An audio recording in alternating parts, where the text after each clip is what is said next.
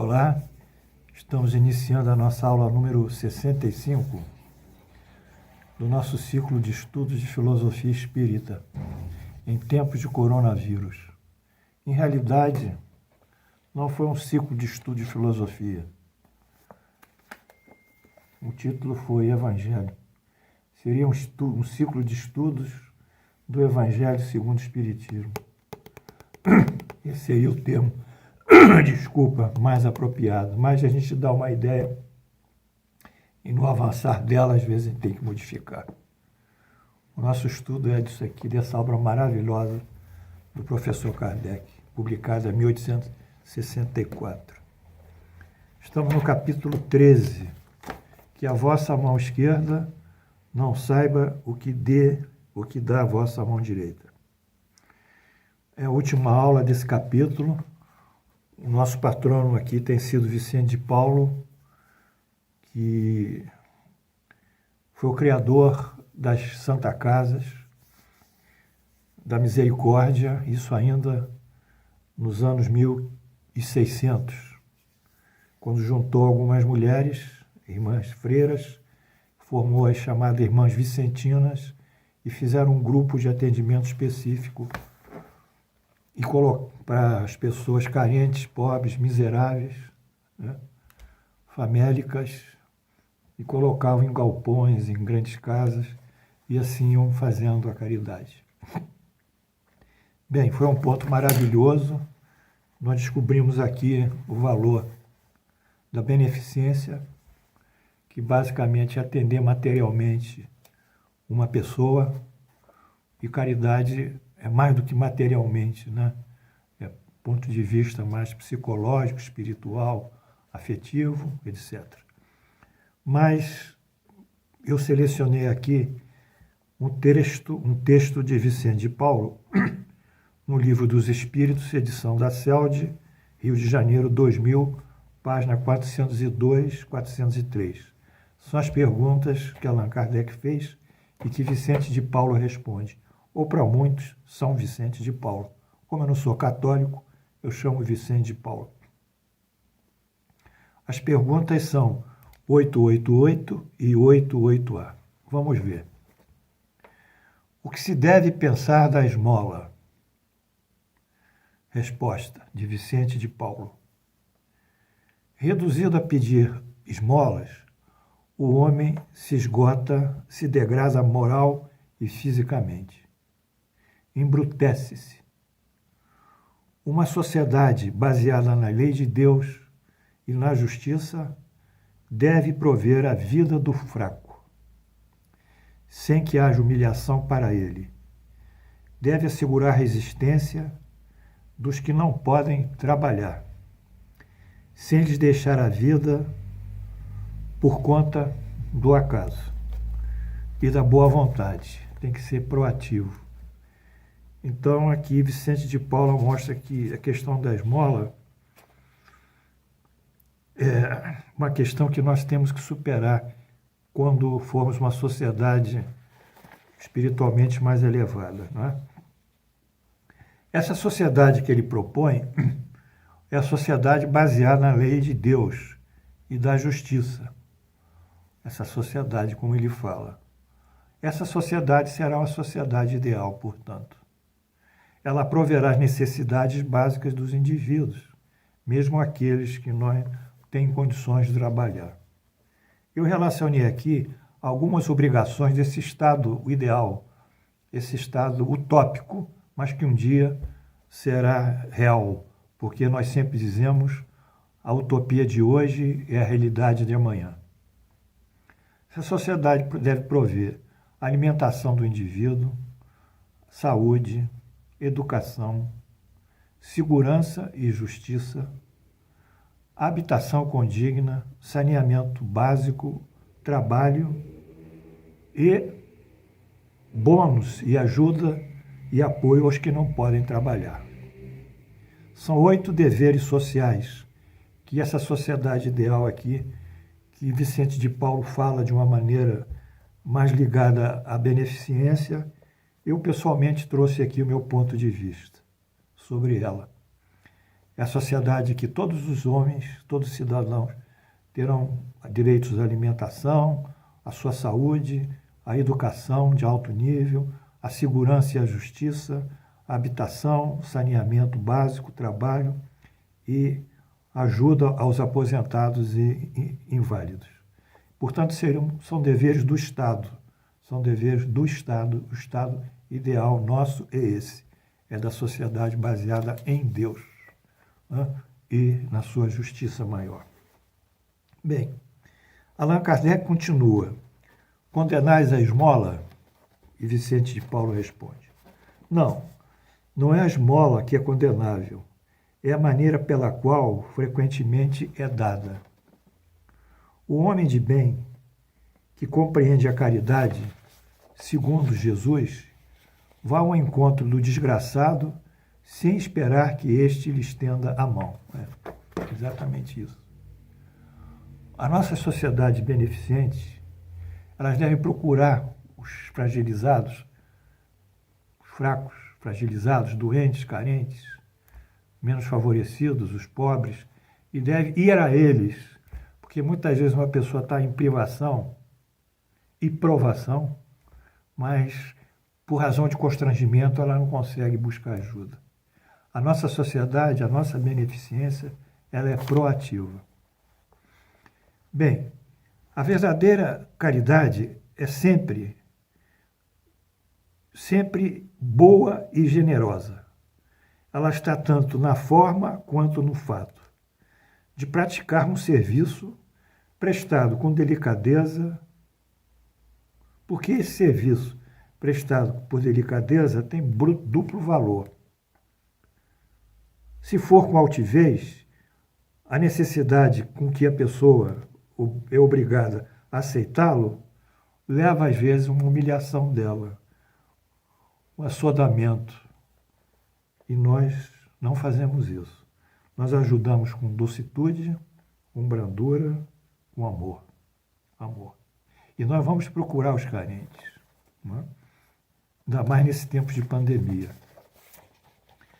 Continua Vicente de Paulo.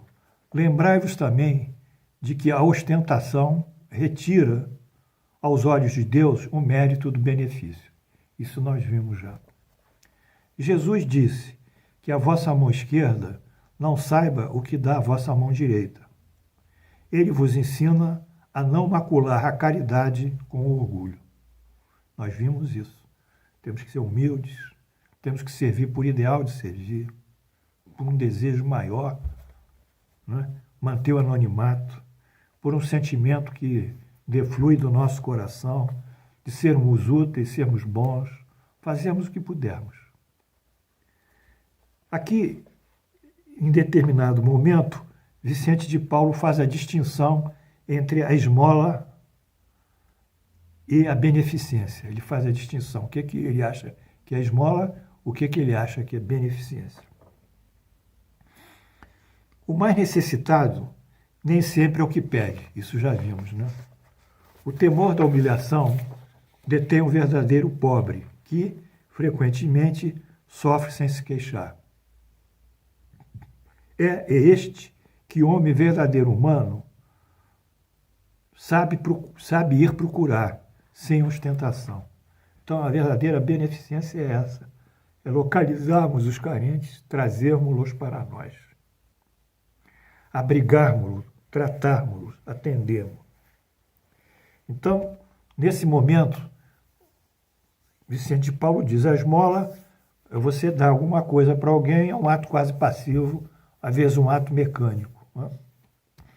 Agora, você praticar a verdadeira beneficência é você em busca do sofrimento, em busca da necessidade, em busca da dor, em busca da desgraça física, moral, atender essa pessoa, abrigá-la se for possível.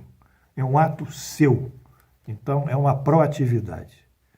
Claro que nós aqui, no nosso curso, nós vamos recomendar muito menos esmolas, que é um ato passivo, e muito mais proatividade, trabalhando numa instituição que possa resgatar esses indivíduos dessa circunstância. E lá o nosso Frei Luiz tem departamentos para isso, para praticar esse tipo de beneficência proativa. Continua o nosso São Vicente de Paulo. Amai-vos uns aos outros, eis toda a lei.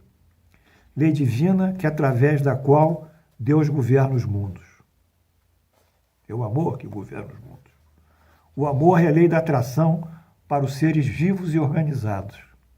E a atração é a lei do amor para os seres da matéria orgânica, para os minerais.